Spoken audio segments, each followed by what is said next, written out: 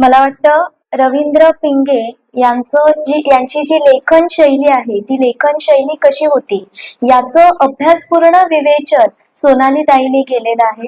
आणि याही पलीकडे जाऊन मी असं म्हणेन, आपण खूप वेळा पुस्तकं वाचतो, पण एखादं पुस्तक कसं वाचायचं, त्यातले बारकावे कसे लक्षात घ्यायचे, त्यातल्या शब्दांचा कसा विचार करायचा. कारण सोनाली ताई इथे निघालो आणि चाललो हे जे काही सांगत होती ना, तेव्हा मला वाटलं की हा पुस्तक वाचायचं, लेख वाचायचा तर तो असा.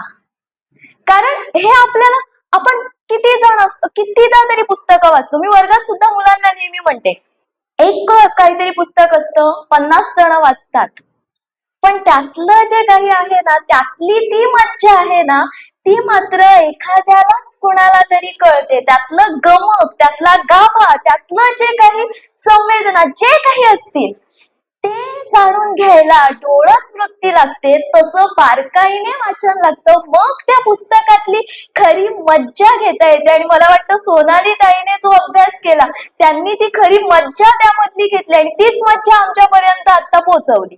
त्यामुळे सोनाली ताईंच्या विवेचनात जे रवींद्र पिंग्यांनी लिहिलेला भोबेविषयी असेल, दीनानाथ मास्तरांविषयी असेल, ते मग आपल्यालाही जाणताना खूप मज्जा आली. नमस्कार. आदरणीय व्यासपीठावरील उपस्थित मान्यवर आणि इथे उपस्थित सर्व साहित्यप्रेमी सर्वांना माझा नमस्कार. रवींद्र पिंगे यांच्या देवाघरचा पाऊस या पुस्तकावर मला बोलायचं आहे. खर तर बरंच दडपण आलं आहे भक्तिताईच्या वक्तव्यानंतर, पण मनातल्या मनापासून बोलण्याचा प्रयत्न मी करीन. खर तर सर्वप्रथम सर, माझंही तेच मत आहे किंवा माझ्याही त्याच भावना आहेत की मांद्रेकर सरांनी हे पुस्तक मला पाठवलं आणि यावर तुला बोलायचं आहे हे सांगितलं, त्यामुळे मी या पुस्तकाकडे वळले. त्यामुळे त्यांचे अगोदर धन्यवाद. आणि दुसरी भावना अशी की पहिलंच पान जेव्हा मी उघडलं, प्रस्तावना, पहिला परिचय जेव्हा मी वाचला, तेव्हा मी सरांना परत एकदा फोन केला, सर वेळ लागणार, थांबून थांबून वाचावं लागतंय. आणि ते का वाचावं लागतंय ते मी पुढे सांगेन. तर हे देवाघरचा पाऊस हे एक व्यक्तिचित्रणपर पुस्तक आहे. उत्कर्ष प्रकाशन यांच्यातर्फे पहिली आवृत्ती 1975 साली प्रकाशित करण्यात आली होती. आणि आता जे मी वाचलंय ते पुस्तक, त्याची 4थी आवृत्ती मी वाचली आहे आणि ते 2002 साली प्रकाशित झाली होती, 4थी आवृत्ती. या 176 पानांच्या पुस्तकात आपल्याला काय वाचायला मिळतं, तर या 176 पानात आपल्याला 20 वेगवेगळ्या व्यक्ती भेटतात. या पुस्तकात एकूण 20 प्रकरणे आहेत आणि एकेका प्रकरणातून आपल्याला वेगवेगळ्या व्यक्तींची भेट होते. आणि त्यामध्ये ज्यांचा त्यांनी उल्लेख केला आहे असे विचारवंत आणि लेखक काका कालेलकर, कवी मंगेश पाडगावकर, संत साहित्याचे अभ्यासक आणि वारकरी संप्रदायातील एक आदरणीय व्यक्तिमत्व सोनोपंत दांडेकर, ज्येष्ठ साहित्यिक पु ल देशपांडे, अभिनेते बबन प्रभू व नीलम प्रभू, त्याचप्रमाणे विख्यात मराठी लेखक गोनी दांडेकर, आदिवासी लोकांच्या सेवेत आयुष्य वाहून घेतलेले आचार्य भिसे, थोर गोमंतकीय कलाकार व साहित्यिक गोपालकृष्ण भोबे, तर्कतीर्थ लक्ष्मण शास्त्री जोशी, प्रबोधनकार ठाकरे, ज्येष्ठ नाट्य अभिनेते नटवर्य नानासाहेब फाटक, ज्येष्ठ समाजवादी नेते विचारवंत युसुफ मेहर अली, लेखक जयवंत दळवी, लेखक नाटककार विजय तेंडुलकर, ज्येष्ठ गायक आणि संगीतकार जितेंद्र अभिषेकी बुवा, अभिनेते दामू अण्णा मालवणकर, रामू भैया दाते व अरुण दाते, पु ल देशपांडे यांच्या आई लक्ष्मीबाई देशपांडे, त्याचप्रमाणे कवी आरती प्रभू आणि स्वातंत्र्यवीर सावरकर यांचे ज्येष्ठ चिरंजीव विश्वास सावरकर, असे विविध प्रकारचे हे लोक वेगवेगळ्या क्षेत्रातले आपल्याला या पुस्तकातून भेटतात. या पुस्तकात ज्या व्यक्तींबद्दल लिहिलं गेलं आहे त्यासाठी रवींद्र पिंगे यांनी कुठलाही असा एक निकष ठेवला नव्हता की याच एका क्षेत्रातल्या व्यक्ती असतील किंवा अशाच प्रकारच्या व्यक्ती असतील. मी नावं वाचली त्यावरून तुमच्या लक्षात येईल की यात काही महान कलाकार, त्याचप्रमाणे साहित्यिक, विचारवंत अशीही लोक आहेत आणि अशाच हिमालयांच्या सावलीतल्या पण अगदी सामान्य साधं जीवन जगणाऱ्या काही व्यक्तीही या पुस्तकातून आपल्याला भेटतात. त्याबद्दल रवींद्र पिंगे त्यांच्या प्रस्तावनेत म्हणतात की कुठलाही कित्ता समोर न ठेवता कारणाकारणांनी लिहिलेल्या 20 व्यक्तिशोधांचा हा संग्रह आहे. माणसांची प्रकाशणारी अंग आतून आणि बाहेरून पाहण्याचा मी प्रयत्न केला. संभ्रमित माणसांचे खटाटोप आणि नियतीने मांडलेला हुलकावणीचा ठाम डाव हा माझ्या सततच्या अवलोकनाचा आणि कौतुकाचा विषय आहे. त्याचे कवडसे या लेखनात जागोजाग दिसतील. जेव्हा पुस्तक पहिल्यांदा माझ्या हातात आलं, म्हणजे मला कल्पना नव्हती की मला कुठल्या पुस्तकावर बोलायचं आहे. सरांनी पुस्तक घरी पाठवलं होतं, पण ज्यावेळी हे मी शीर्षक वाचलं, देवाघरचा पाऊस, माझी उत्सुकता वाढली की काय असेल या पुस्तकात. आता बऱ्याच वेळा असं होतं की शीर्षक हे एखादं, म्हणजे जर कवितेचं असेल किंवा कथा संग्रह वगैरे असेल तर त्यातलेच एखादी कविता असते, कथा असते, तेच नाव असतं, किंवा या सगळ्या विषयांना धरून एखादं नाव निवडलं जातं. पण रवींद्र पिंगेंनी या पुस्तकाला देवाघरचा पाऊस हे शीर्षक का दिलं असेल हा विचार मनात होताच. आणि कुठेतरी असं वाटलं होतं की एखादा परिच्छेद किंवा एखादा तसा एक विस्तृत लिखाण या पुस्तकात त्याबद्दल येईल. पण एक ओझरता उल्लेख एका ठिकाणी आला या शब्दाचा की ते रामू भैया दाते यांच्याबद्दलच्या एका लेखात ते म्हणतात की ज्यांच्या येण्याची माणसं राहून राहून वाट बघतात तोच खरा भाग्यवान. असा अमोल योग नियतींनी किती जणांच्या ललाटी कोरलेला असतो, मोजायलाच बसलो तर एका हाताच्या 5 बोटांचीही गरज लागणार नाही. उदंड अनुभव सांगतो, माणसं मनापासून वाट बघतात ती फक्त दोघांची, पावसाची आणि लाडक्या गायकाची. ह्या दोघात पुन्हा देवाघरचा पाऊस अधिक भाग्यवंत. कारण पोराटोरांपासून भूमिपुत्रासकट कलावंत कवीपर्यंत सारेच जण त्याची एकचित्ताने वाट बघतात. हे वाचून मला असं वाटलं की यात जे काही कलाकार आहेत, मग ते गायक कलाकार असो, नाट्य कलाकार असो, साहित्यिक असतील, त्याचप्रमाणे विचारवंत आहेत, त्याचप्रमाणे समाजासाठी वावरलेले, समाजासाठी स्वतःला वाहून घेतलेली अशी काही व्यक्तिमत्वही या पुस्तकात आपल्याला भेटतात. तर अशा लोकांनी ज्यांच्या आयुष्यात आनंदाचे मळे फुलवले आहेत, त्यांच्यासाठी या लोकांचं येणं हे निश्चितच देवाघरच्या पावसाचं येणं जितकं आल्हाददायक असतं तितकंच असावं. आणि असं काहीसं रवींद्र पिंगे यांना या शीर्षकातून सूचित करायचं असेल असं हे माझे विचार आहेत, असं मला यातून वाटलं. आणि ज्यांच्या हातात लेखणी कधी ना कधी आली आहे त्या सगळ्यांनीच पाऊस हा विषय कधीच वगळला नसेल एवढी मला खात्री आहे. पाऊस या विषयाशी निगडीत अनेक प्रतिमा आहेत, अनेक पर्यायी शब्द त्याला आहेत, पण मी म्हणेन की माझ्या वाचनातला आजवरचा सुंदर जर कुठली कल्पना असेल तर ती ही आहे माझ्यासाठी, देवाघरचा पाऊस. आपण नेहमी म्हणतो की देवाचं घर कुठे आहे, असे आपली कल्पना असते की ते ढगांच्या पलीकडे आहे, असं आपण म्हणतो, आकाशाच्या पलीकडे आहे. आणि पाऊस कुठून येतो? ढगांतून येतो. म्हणजे येणारा पाऊस हा थेट देवाच्या घरून येतो. एवढी सुंदर संकल्पना आणि एवढं सुंदर नाव त्यांनी या पुस्तकाला दिलं. आणि त्याचप्रमाणे जर हे मुखपृष्ठ तुम्ही बघितलं तर त्यावर एक सुंदर मोर आहे जो एका दिशेने बघतोय. दोन्ही बाजूनी भेगाळलेल्या जमिनी सदृश्य थोडस ते चित्र आहे आणि मध्ये एक पिवळ्या रंगाचा पट्टा जो मला उन्हाचा पट्टा वाटला. म्हणजे असं की अजून पाऊस आलेला नाहीये पण तो मोर त्या पावसाच्या येण्याची वाट बघतोय, असं कुठेतरी काहीतरी त्यातून सूचित होत असेल असं वाटलं. आणि हे माझी उत्सुकता अजून वाढली की या पुस्तकात अजून काय आहे. त्याच्या मलपृष्ठावर बघाल पुस्तकाच्या तर रवींद्र पिंगेंच्या इतर साहित्यात कृतींची त्यात नावं दिलेली आहेत. मी जेव्हा काही वाचते, एखादं पुस्तक असेल किंवा एखादा मोठा लेख असेल तर नेहमी माझ्या मनात एक वर्गवारी असते की हा कुठल्या प्रकारचा लेख आहे किंवा हे कुठल्या प्रकारचं पुस्तक आहे. काही पुस्तकं मला वाटतं की ही पुस्तकं जी आहेत ती वाचण्यासाठी जास्त वेळ लागत नाही, कारण त्यांची भाषा खूप साधी, सोपी आणि विषयही एकदम साध्या पद्धतीने मांडलेले असतात. संवादी भाषा असते, प्रवाही लेखन असतं, जसं आपण रोज बोलतो. तर अशी पुस्तकं वाचण्यासाठी किंवा असं लेखन वाचण्यासाठी मला जास्त वेळ लागत नाही. काही विषय असे असतात जे जरा क्लिष्ट असतात, संशोधनात्मक असतील, माहिती वजा असतील किंवा त्या लेखकाची शैली अशी असेल जी जास्त म्हणजे समजायला थोडा वेळ जातो, थोडा विचार करावा लागतो. आणि तिसरा प्रकार माझ्यासाठी मला वाटतो तो म्हणजे या दोन्हींच्या मधलं, म्हणजे आशयही सोपा असतो पण तेच ती सोपी वाक्य किंवा तेच थोडेसे विषय, साधे विषय लेखकाने एवढ्या सुंदर तऱ्हेने मांडलेले असतात की अशा सौंदर्य स्थानांवर, अशा वर्णांवर आपण काही वेळ जास्त रेंगाळतो. आणि अशा अनेक विसाव्याच्या जागा मला या पुस्तकात भेटल्या. पुस्तक वाचत असताना मला वारंवार बहाव्याच्या झाडाची आठवण येत होती. बहाव्याचं झाड मला खूप आवडतं. सुंदर सोनेरी पिवळी धमक फुलं ती दिसली की माझा थोडा वेळ म्हणजे अधिक थोडा वेळ लक्ष त्या झाडाकडे जातच. आणि गाडीतून सुद्धा जर प्रवास करत असेल तर मी मागे वळून बघते आणि थोडं पुढे गेल्यानंतरही त्या झाडाचा विचार मनात माझ्या चालू राहतो. अशीच बहाव्याची अनेक झाडं अनेक ठिकाणी मला या पुस्तकात भेटली आणि मलाही तुम्हाला त्या झाडांजवळ घेऊन जायचं आहे.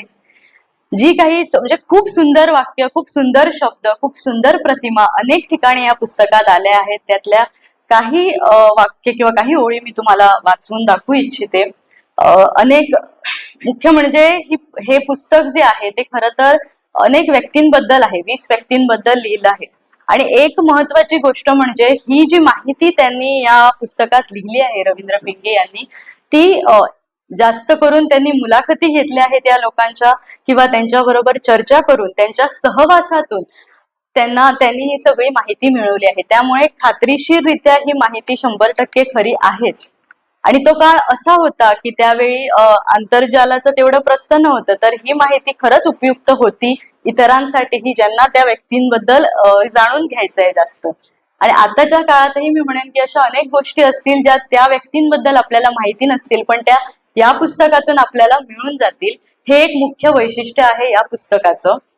तर त्यातली मला काही आवडलेली काही ओळी मी तुम्हाला वाचून दाखवू इच्छिते. त्या खरं तर इतर दुसरा कुठला लेखक असता तर कदाचित सोप्या शब्दात त्यांनी तेच लिहिलं असतं, पण रवींद्र पिंगेंच्या लेखणीतून उतरताना ते शब्द काहीसं वेगळं रूप घेऊन येतात.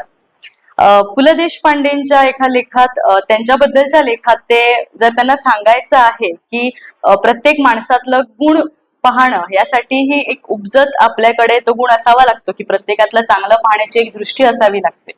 आणि त्यासाठी ते म्हणतात की प्रत्येक कलाकृतीतला, प्रत्येक व्यक्तीतला गुण पाहणं ही देशपांड्यांची उपज आहे. माणसांच्या संस्कृतीसारखीच ती आईच्याच पोटातून यावी लागते, तिचं कलम करू म्हटल्याने होत नाही.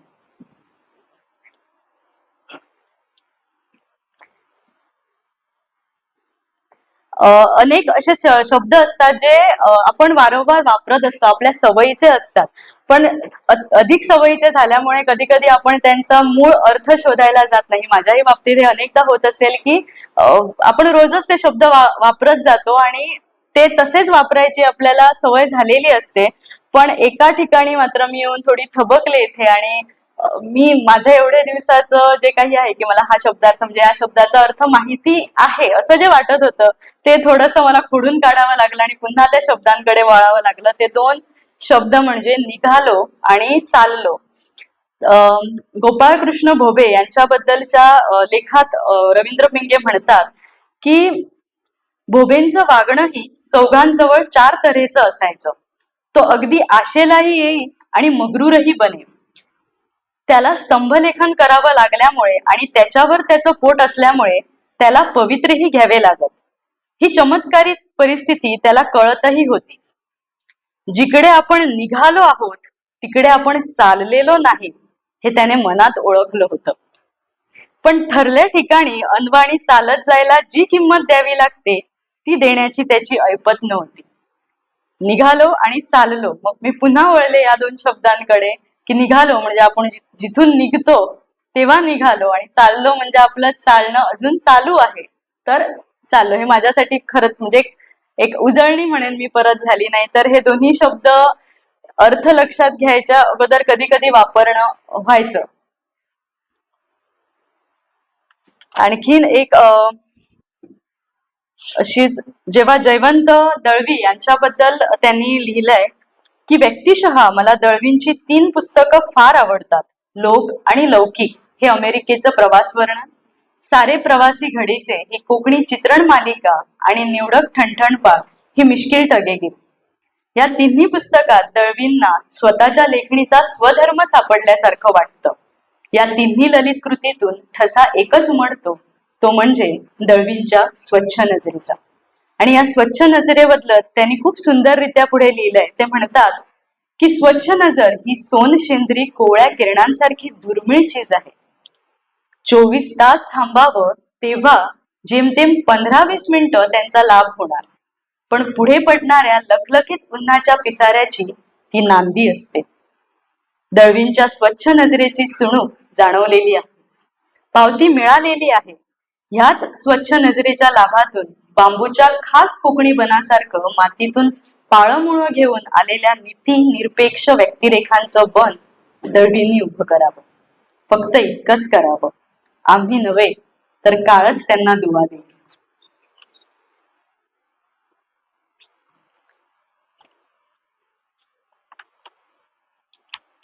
रामू भैया दाते, अरुण दाते नामवंत गायक यांचे वडील अरुण दाते हे पुढे जाऊन खूप मोठे गायक होणार याचं त्यांना अगोदरच हे त्यांना जाणवलं होतं. त्यांना ज्योतिषशास्त्राचा थोडा अभ्यास होता आणि त्यांना माहिती होतं की आपला मुलगा पुढे जाऊन खूप मोठा गायक होणार आहे, पण त्याचं ते यश बघायला आपण हयात नसू. तर आणि तसंच झालं. तर त्या विषयी रवींद्र पिंगे लिहितात, अगदी सुंदर वाक्यात त्यांनी हे लिहिलंय की पहाटेचा जरी पडका फडफडणार आहे याची ती प्रसाद चिन्ह होती. ती पहाट उगवायची तेव्हा उगवलीच. रामू भैयांनी मात्र त्या भगवतीचे कोवळे किरण तेवढेच पाहिले. म्हणजे आताच त्यांच्या कुठेतरी गायकीला सुरुवात झाली होती अरुण दातेंच्या, आणि तेवढंच यश ते त्यांचे वडील पाहू शकले. जेव्हा ते यशाच्या उच्च शिखरावर विराजमान होते तेव्हा मात्र रामू भैया या जगात नव्हते. आणि एक त्यांच्याबद्दलची ही एक छान माहिती इथे ते मांडतात की रामू भैया हे स्वतः एक उत्कृष्ट संगीतकार होते, उत्तम संवादिनी वादक होते आणि ते खूप मोठ्या पदावर विराजमान होते सरकारी नोकरीत. आणि ते लंडनला एकदा गेले असताना त्यांनी तिथे BBC साठी एक मराठी गाण्याला चाल दिली, संवादिनी वादनही केलं. आणि त्यानंतर ते भारतात जेव्हा आले आणि ज्या वेळी तो कार्यक्रम BBC वरून प्रसारित व्हायचा त्याचं 1 पौंड असं मानधन रामू भैयांना भारतात नंतर यायचं. तर अशा अनेक काही चांगल्या गोष्टी किंवा अशी माहिती जी कुठे इतरत्र उपलब्ध नसेल अशी रवींद्र पिंगेंनी या पुस्तकात दिली आहे. त्याचप्रमाणे आणखीन एक या बाबतीतचं उदाहरण जर द्यायचं झालं तर जितेंद्र अभिषेकी बुवा यांचं देईन. त्यांना आपण सगळेच जण त्यांना एक महान संगीतकार, गायक, शास्त्रीय गायक म्हणून ओळखतो, पण त्यांचे अनेक पैलू या पुस्तकात त्यांनी दिले आहे. यात जो लेख त्यांच्याबद्दल समाविष्ट झाला आहे त्यात माहिती आली आहे त्यांच्याबद्दल. एक मुख्य म्हणजे एक महत्वाची बाजू जी कदाचित सगळ्यांनाच माहिती नसेल ती म्हणजे जितेंद्र अभिषेकी बुवा हे एक उत्तम कथालेखक पण होते. त्याबद्दल सांगताना रवींद्र पिंगे लिहितात की जितेंद्राचा मी पाहिलेला दुसरा अवतार म्हणजे कथालेखनाचा. आज सांगितलं तर पटकन विश्वास बसणार नाही, परंतु जितेंद्रांनी त्यांच्या उमेदवारीच्या काळात वसुधा आणि दीपावलीत पोटापुरतं कथालेखन केलेलं आहे. त्यांच्या हातात लेखणी दिली विजय तेंडुलकरांनी. पुढे चित्रकार दलालांनी त्यांच्या लेखणीतील खुबी जाणली आणि दीपावलीच्या अंकासाठी, विशेषतः संगीत अंकांसाठी जितेंद्रांकडून कथा लिहून घेतल्या. एक वाचनीय कथा संग्रह तयार व्हावा इतक्या कथा त्यांच्या नावावर आज जमा आहेत. मराठीतले उमेदवार ललित लेखक जितेंद्र हे केवड्याच्या कणातलं दुसरं पात्र. इथे केवड्याच्या कणाचा उल्लेख आला आहे कारण या लेखाची सुरुवात करतानाच त्यांनी जितेंद्र अभिषेकी बुवांना केवड्याचं जे कणीस असतं त्याची उपमा दिली आहे आणि खूप सुंदर रीतीने त्यांनी ते मांडलंय की त्यांच्या व्यक्तिमत्वाला किती पैलू होते, कसं ते बहुआयामी अष्टपैलू असलेलं एक व्यक्तिमत्व होतं. त्याबद्दल ते सुंदर तऱ्हेने लिहितात की केवड्याचं कणीस कसं असतं, एकतर ते सर्वत्र उगवत नाही, क्वचित कुठे उगवतं, मात्र जिथे उगवतं तिथला परिसर सुगंधित करतं. केवड्याच्या कणसाला एकात एक गच्च बिलगलेली पाती असतात. त्यातल्या प्रत्येक पात्याला कंगोरेदार कणा असतो. प्रत्येक पात्याला रसरशीत कांती असते. प्रत्येक पात्याला खुशबू असतो. भरपूर काटेही असतात. काट्याकुट्यांमध्ये सुद्धा गंमत आहे. केवड्याचे काटे काहीसे कोवळे असतात. आपलं अस्तित्व दाखवून देण्या इतके ते अणुकुचीदार असतात, मात्र रक्तबंबाळ करण्याइतपत कठोर नसतात. आणि उलट दिशेने हात फिरवला तर ते काटे इतके कोवळे होतात की ती लव वाटावी. कौशल्य सारं ते काटे हाताळण्यात आहे. केवड्याचं ताट पातं सुद्धा कुठेतरी लीनपणे लवलेलं असतं. प्रत्येक पातं अलग असतं, परंतु संपूर्ण कणीस म्हणून ती पाती एकमेकात गुंतलेली असतात आणि त्या संपूर्ण कणसाचं भूमीशी साक्षात नातं असतं. भूमीतला जीवनरस केवड्याचं एकसंध आकाराचं सुगंधी कणीस शोषित असतं. जितेंद्र अभिषेकींविषयी जेव्हा जेव्हा मी विचार करतो तेव्हा केवड्याच्या भरगच्च कणसाचं हे एकच प्रतीक माझ्या नजरेसमोर उठतं. किती वेगवेगळ्या स्वरूपात मी त्यांना पाहिलंय. आणि असं म्हणून ते जितेंद्र अभिषेकी बुवांची वेगवेगळी रूप त्या केवड्याच्या कणसाची वेगवेगळी पाती आमच्या समोर उलगडून दाखवतात. अशाच उपयुक्त माहितींसाठी हे पुस्तक जे आहे ते खरोखरच वाचण्यासारखं आहे. आपण म्हणजे असं नेहमी म्हटलं जातं की गोवा ही कलाकारांची भूमी आहे, म्हणजे कलाकारांची खाण आहे.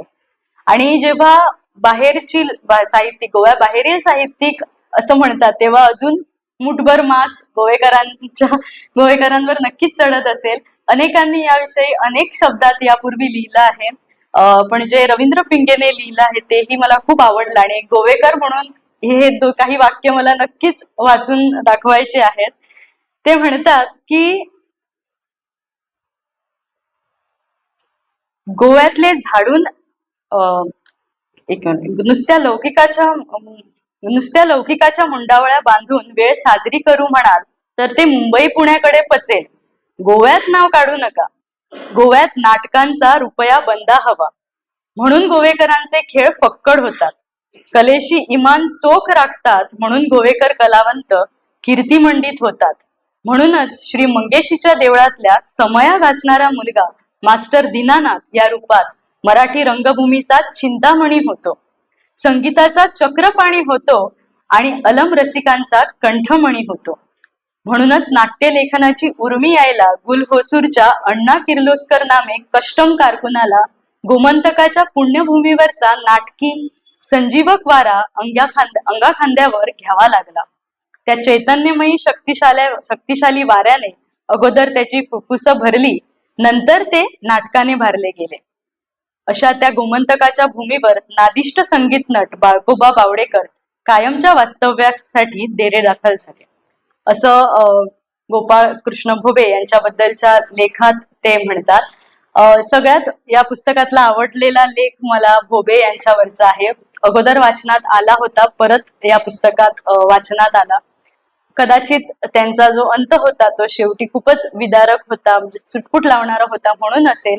पण एक मला गोष्ट तिथे जाणवली हे वाचताना की काय होतं, एक थोडीशी पार्श्वभूमी सांगेन. भोबे जे आहेत उत्तम कलाकार होते, पण इथे गोव्यात त्यांना आपली म्हणजे कलेला त्यांना समर्पित होणं शक्य नव्हतं, म्हणून ते मुंबईला गेले गोवा सोडून. आणि तिथे त्यांनी कलेची उपासना केली. आणि जेव्हा त्यांचं पहिलं नाटक ज्यावेळी त्यांनी लिहिलं, त्यांना एक म्हणजे त्यांचं स्वप्न होतं की या नाटकातून मी मोठमोठ्या नाटककारांच्या पंक्तीत जाऊन बसेन आणि त्या नाटकातला शुभ आशीर्वाद मिळावे म्हणून जेव्हा ते जांबावलीत आले, त्यांचं कुलदैवत दामोदर यांच्या चरणाशी त्यांनी ते नाटक अर्पण केलं. पण त्याच दिवशी दुर्दैवाने त्यांचा अंत झाला. तर ही जी घटना आहे ती कुठेतरी मी कल्पना केलेली की इतर कोणी लेखक असतात तर कदाचित खूप म्हणजे जेवढं त्याला काय म्हणू आपण शब्दांनी ते वाढवता येईल ते त्यांनी केलं असतं. पण रवींद्र पिंगे अगदी नेमकेपणाने आणि मुद्देसूदपणाने तो लेख तिथेच संपवतात. जेवढ्या कमी शब्दात पण जेवढ्या नेमकेपणाने ते करता येईल तेवढं ते करतात. आणखीन एक असं म्हणजे वाटलं की या अगोदर जी व्यक्तिचित्रणं जी वाचली आहेत त्यावेळी बहुतेक वेळी त्या व्यक्तींच्या कार्यकर्तृत्वावर, त्यांच्या कार्यक्षेत्रातला जो त्यांचा वावर आहे त्यावर बरेच लेखक जास्त प्रकाश टाकण्याचा प्रयत्न करतात. पण रवींद्र पिंगेंनी हे सोडून बाकी जे लोकांबद्दल, व्यक्तींबद्दल त्यांनी लिहिलंय त्यांच्या इतर अनेक माहिती नसलेल्या पैलूंना स्पर्श करण्याचा प्रयत्न केला आहे.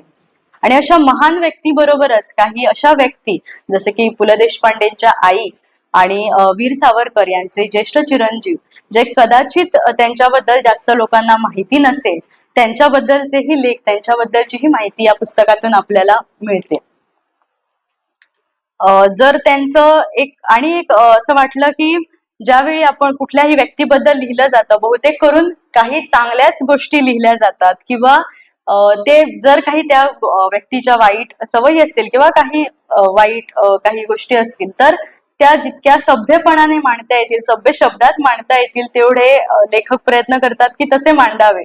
पण एका ठिकाणी दांडेकरांबद्दलच्या एका लेखात रवींद्र पिंगेंनी वापरलेले शब्द किंवा त्यांनी ज्या प्रकारे मांडले ते जरासं मला थोडं खूपच सत्य लिहिलंय, पण शब्द थोडे तेवढेच सौम्य वापरले नाहीत असं वाटलं. पण ते त्यांचं स्वतःचं मत असेल किंवा त्या व्यक्तींशी त्यांचा अगदी जवळचा परिचय असेल, त्यामुळे आपण जसं जर आपलेपणाने काही स्पष्ट मतं मांडू शकतो तर तसं त्यांनी मांडण्याचा प्रयत्न केला असेल असं वाटतं. शेवटी जाता जाता मी हा जो शेवटचा लेख आहे या पुस्तकातला तोच धागा घेऊन इथे समारोप करेन. शेवटचा लेख जो आहे तो वीर सावरकर यांचे ज्येष्ठ चिरंजीव विश्वास सावरकर यांच्याबद्दल आहे. आणि त्यात ते असं म्हणतात की असं होतं की जेव्हा एखाद्या महान कोणी व्यक्ती असेल तर त्यांची मुलं कशी वागतात किंवा ती पुढे जाऊन काय करतात यावर समाजाचं बरंचसं लक्ष असतं. तर त्याविषयी ते म्हणतात की वांधा हा आहे आणि दुर्दैव असं आहे की थोरा मोठ्यांच्या मुलाबाळांनी कसं वागावं, कसं जगावं याचे निर्णय बघे लोक आपल्या मनाशी घेत असतात. सर्व बघ्यांच्या हातात एक तराजू असतो आणि ते मोठ्या ऐटीत थोरा मोठ्यांच्या घरातल्या माणसांना न्यायाधीशाचा आणून जोखीत असतात. हे मी टाळलं. मला अलिप्तपणे काय दिसलं? व्रती क्रांतिकाराचा नाकासमोर चालणारा प्रौढ मुलगा सरळ साधं बाळभूत आयुष्य नाहक पवित्रा न घेता, उष्ण अवसान न आणता आपल्या चालीने जगत आहे. त्याच्या ओंजळीत दिवा आहे, त्याचा प्रकाश त्याला पुरेसा आहे. ज्याच्या ओंजळीत दिवा आहे त्याला आणखीन काय हवं? आणि मला वाटतं आपण बसलेले इथे सगळे भाग्यवान आहोत की आपल्या अंतरीचा ज्ञानदिवा तेवत ठेवण्यासाठी अशी एक संस्था साहित्य संगम मांद्रे ही अगदी आपल्या जवळच्या परिसरात आहे. आणि प्रत्येक महिन्याला काही ना काही कार्यक्रमाच्या स्वरूपात आपल्या अंतरीचा ज्ञानदिवा प्रज्वलित ठेवण्यासाठी एक ज्योत ही संस्था घेऊन येत असते. मी खूप आभार मानेन. मीही या संस्थेची एक सभासद आहे, तरीही एक वाचक म्हणून आभार मानेन की रवींद्र पिंगे यांच्या 50 वर्षाच्या सुवर्णमयी लेखन कारकिर्दीतलं एक सोनेरी पान मला तुमच्या समोर ठेवायची संधी या आजच्या कार्यक्रमानिमित्त दिली. धन्यवाद मांद्रेकर सर आणि इतर पदाधिकारी साहित्य संघ मांद्रेचे. धन्यवाद.